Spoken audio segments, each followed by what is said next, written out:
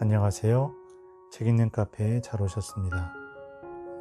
오늘 소개시켜 드릴 책은 파울로 코엘료가 쓴 내가 빛나는 순간이라는 작은 그런 산문집입니다. 이 책은 자음과 모음에서 편했습니다. 그리고 예쁜 일러스트들도 몇 페이지마다 가득 들어있는 그런 예쁜 책입니다. 말 그대로. 먼저 파울로 코엘료에 대해서 간단하게 소개하고 그리고 책 본문을 읽어보도록 하겠습니다. 파울로 코엘료는 전 세계 170여 개 나라에서 82개 언어로 번역돼 2억 2천만 부가 넘는 판매고를 기록한 이 시대에 가장 사랑받는 작가, 영혼을 뒤흔드는 문장력으로 언어의 연금술사라고도 불립니다. 1947년 브라질 리우데자네이루에서 태어나 저널리스트, 록스타, 극작가, 음반회사 중역 등 다양한 일을 하다 1986년 돌연 떠난 순례로 삶의 커다란 전환점을 맞이합니다. 이때의 경험을 바탕으로 첫 작품 순례자를 썼고 이듬해 출간한 연금술사는 85만 부를 판매를 기록하며 세계적 작가의 반열에 오르게 됩니다.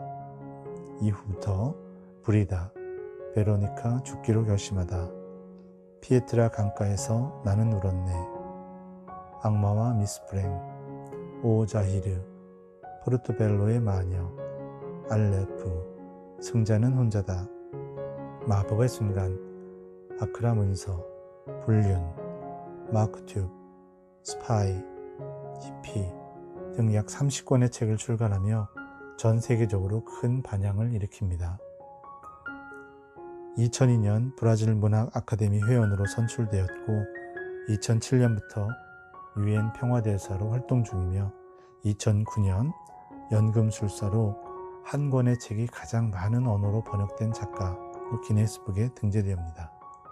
코엘료 인스티튜트라는 비영리 단체를 설립해 빈민층 어린이와 노인을 위한 자선사업도 펼치고 있으며 프랑스 정부로부터 레지옹 도네르 훈장을 수훈하는 등 여러 차례 국제적인 상을 받은 그런 인물입니다. 자, 그럼 이제부터 책의 내용을 소개해 드리겠습니다. 꿈을 죽이는 세 가지 변명. 첫 번째 변명은 시간이 부족해입니다. 엄청나게 바쁜 사람일수록 가까이에서 보면 할 일을 모두 하며 지냅니다. 시간이 부족하지 않은 것이죠. 보통 할 일이 없는 사람이 늘 피곤해하고 작은 일에도 집중하지 못합니다. 매일 하루가 짧다고 투덜대기만 하고요.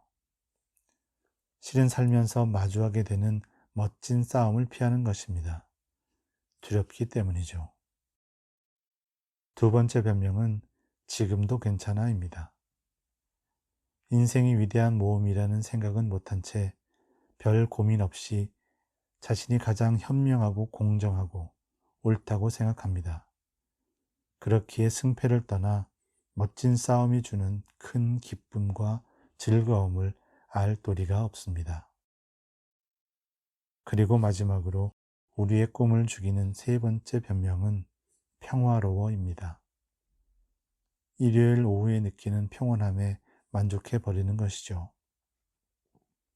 원대한 꿈 같은 것은 아예 없고 주어진 것만으로 충분하다고 느낍니다. 자신은 더 이상 철부지가 아니라고 하면서요. 그러다 친구가 새로운 삶을 원한다는 말을 하면 화들짝 놀라고 맙니다. 실은 알고 있습니다. 자신이 꿈을 포기했다는 것, 멋진 싸움을 피했다는 것을 말이죠.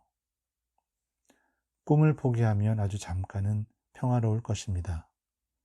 그러나 곧 몸과 마음은 병들게 됩니다.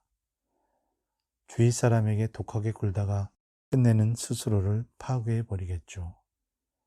질까봐, 좌절할까봐 같은 비겁한 마음 때문에 멋진 싸움을 피한다면 결과는 참혹할 뿐입니다. 상처와 더불어 살아가기. 빙하기가 닥쳐 수많은 동물이 얼어 죽었습니다. 돌아가는 꼴을 보아하니 안 되겠다 싶어서 고슴도치 무리는 함께 모여 살기로 했죠. 서로서로 따뜻하게 해주면서 서로서로 보호했죠. 문제는 몸에 돋아난 가시였습니다. 서로가 서로를 찔러대는 바람에 상처가 생겼거든요. 그래서 따로따로 살기로 했는데 막상 추위를 막을 도리가 없으니 하나씩 죽어갔습니다. 고슴도치 무리는 선택해야 했습니다. 지구에서 멸종될 것인가? 서로의 가시를 받아들일 것인가? 결국 다시 함께 살기로 결정했습니다. 무엇보다 중요한 건 온기였으니까요. 친밀한 관계에서 생길 수밖에 없는 작은 상처와 더불어 살아가는 법을 배우게 됐던 것이죠. 마침내 고슴도치 무리는 살아남았습니다. 느끼고 깨닫고 1. 사랑은 길들일 수 없는 매우 강력한 힘입니다. 그 때문에 사랑을 통제하려 들면 우리의 삶이 파괴될 것이고 손안에 가두려 하면 우리를 노예로 만들어 버릴 겁니다. 사랑을 이해하려고 하면 우리에게 상실감과 혼란만 남기고 사라지겠죠. 2. 사랑에 빠지면 여러 가지를 알게 되고 여러 가지를 배우게 됩니다. 전에는 털끝만큼도 생각지 않았던 것들이죠. 사랑이야말로 세상을 이야기하는 만능 열쇠입니다. 3. 사랑은 스스로 깨닫게 해줍니다. 남이 대신 알려주는 것이 아닙니다. 누군가와 감정을 공유할 때 비로소 이 우주가, 이 세상이 의미를 갖게 됩니다. 사랑에 관한 3가지 진실. 1. 우리는 준 만큼 받으려고 합니다. 그런데 서로가 대가를 기대하고 사랑한다면 그야말로 시간 낭비가 되고 말죠. 사랑은 믿음이지 교환이 아닙니다. 2. 사랑은 모순 속에서 성장하고 갈등 속에서 깊어집니다. 또한 변화이자 치유입니다. 3. 현명한 사람은 사랑을 해서 현명하고 멍청한 사람은 사랑을 이해하려고 해서 멍청합니다. 격려. 누군가에게 뭔가를 가르치는 것만으로 다 선생이라 할 수는 없습니다. 진정한 선생이란 학생 스스로 자신의 숨겨진 능력을 찾을 수 있도록 도와주고 격려하는 사람입니다. 내 입장. 많은 사람들이 우리는 어떻게 살아야 하는가에 대한 명쾌한 생각을 갖고 있습니다. 그런데 말이죠. 정작 나는 어떻게 살아야 하는가에 대한 명쾌한 생각을 가진 사람은 별로 없습니다. 대나무처럼. 대나무는 심고 나서 거의 5년 동안은 작은 새싹 말고 아무것도 볼 수 없습니다. 그동안 대나무는 땅 속에서 뿌리가 시줄, 날줄로 뻗어나가며 자리를 잡아갑니다. 5년이 다 될 무렵이면 어느새 25m 넘게 우뚝 솟아 있습니다. 인생도 대나무와 닮은 것 같습니다. 우리는 크게 되려고 일을 합니다. 시간과 힘을 쏟아붓죠. 심신단련을 위해 무엇이든 하고요. 때로는 몇 주씩, 몇 달씩, 혹은 몇 년씩이나 가시적인 것도 손에 잡히는 것도 없이 말입니다. 그렇지만 끈기 있게 일하고 심신을 단련하다 보면 5년 후에는 분명 살아남을 것이고 상상하지 못한 모습으로 변해 있을 겁니다. 대범해지세요. 높게 올라서고 깊게 뿌리 내리고 싶다면. 여행자를 위한 9가지 조언. 1. 박물관 가지 않기. 다른 나라가 지금 어떤 모습으로 어떻게 살고 있는지 보는 것이 더 낫지 않을까요? 과거를 살펴보는 것보다 말이죠. 물론 박물관도 중요합니다.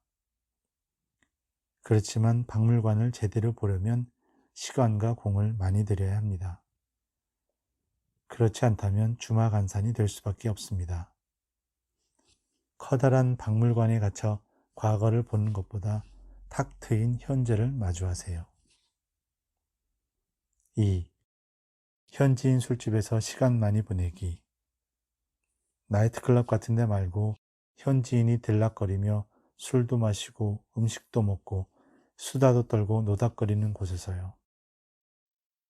그 도시의 민낯과 속살을 다 볼 수 있습니다. 그곳에는 있지만 박물관에는 없습니다. 살아있는 여행지의 모습을 그대로 만나보세요. 3. 마음의 문을 활짝 열기. 최고의 관광 가이드는 현지인입니다. 그 도시를 가장 잘 알고 자부심도 넘쳐나죠. 그러니 망설이지 말고 거리로 나가서 현지인 아무나 붙잡고 말을 걸어보세요. 아무 말이라도 좋습니다. 간단한 인사로 시작한 한마디로 당신의 세상이 넓어집니다. 4. 혼자 떠나기. 결혼했다면 부부 단둘이서 떠나세요. 좀 부담되고 힘들겠지만 이것이야말로 진정 살던 곳을 떠나는 일입니다.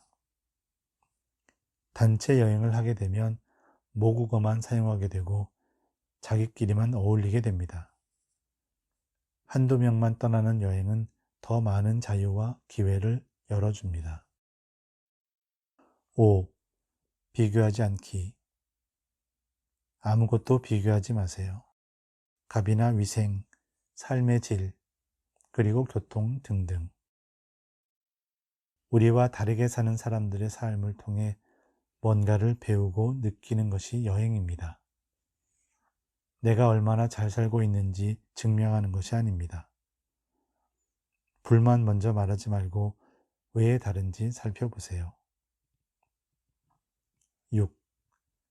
여행 중이라는 사실을 잊지 않기. 어디서든 현지 사람은 여행객의 처지를 이해합니다. 그러니 말이 통하지 않는다고 길을 잃을까 겁먹을 필요가 없다는 뜻이죠. 다 잘 되게 돼 있습니다.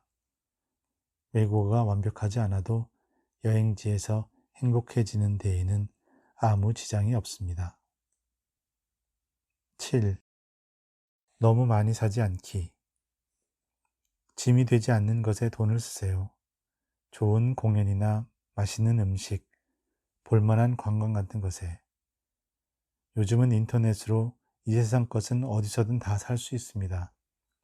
쇼핑과 여행은 엄연히 다른 것이니까요. 8. 욕심 부리지 않기. 일주일에 여러 도시를 돌아다니는 것보다 한 도시에서 여러 날을 보내는 것이 훨씬 낫습니다. 찬찬히 봐야 제대로 볼 수 있으니까요. 더 오래 기억되는 것은 이런 여행입니다. 9. 여행은 모험입니다.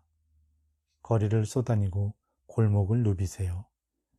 그리고 마음껏 난생 처음 만나는 것들을 즐기세요. 당신의 삶은 점점 변화할 것입니다. 가장 빛나던 시절. 여행이야말로 돈이 아니라 용기가 결정합니다. 나는 젊을 적에 히피로 살며 여행을 많이 다녔습니다. 그때는 가난해서 돈이라고는 어찌어찌 교통비 정도만 마련할 수 있었지요. 그렇지만 지금도 그때가 내 인생에서 가장 빛나던 시절이라고 생각합니다. 나는 여행을 통해 참으로 많은 것을 배웠습니다. 무언가를 바랄 때. 제자, 기도보다 소중한 게 있습니까? 스승, 내 옆에 있는 나무에서 가지 하나만 잘라보아라. 제자, 네, 잘랐습니다. 스승, 나무가 살아있느냐? 제자, 네, 멀쩡합니다. 스승, 이제는 뿌리를 잘라보아라. 제자, 그럼 나무가 죽습니다. 스승, 기도란 무릇 나뭇가지 같고 믿음은 그 뿌리라 할 수 있다. 믿음은 기도 없이도 존재하지만 믿음 없는 기도는 허상이란다. 뭘 망설이나요? 모험을 떠나려 할 때 사랑하는 사람들과 대립하는 경우가 있습니다. 왜 그래? 부모도 있고 결혼도 했고 아이들도 있잖아. 직장도 잘 다니고 있잖아. 뭐가 부족해서 먼 낯선 곳까지 가서 이방인처럼 살겠다는 거야? 그럼에도 기어코 모험을 향한 첫걸음을 떼고 말죠. 호기심이기도 하고 야망이기도 하지만 결국 간절하게 모험을 원하기 때문입니다. 통제가 불가능한 감정이거든요. 마침내 여정에 들어서면 긴장과 두려움이 솟구칠 것입니다. 동시에 강한 의지와 넘치는 행복감에 스스로도 놀라게 될 테고요. 만족감이 느껴지면 제대로 하고 있다는 뜻입니다. 모험은 모든 불신과 비난과 위험을 감수할 가치가 있습니다. 서로를 구하는 길. 부정적인 감정은 사람을 가리지 않습니다. 남녀노소 어느 누구에게든 파고 들어가 무시로 영혼을 갈아먹습니다. 가끔씩 이유 같은 거 묻지도 따지지도 말고 난생 처음 보는 사람에게 미소 지어 보세요. 혹시 알아요? 전혀 의도치 않았는데 그 사람을 구하게 될지도 모르죠.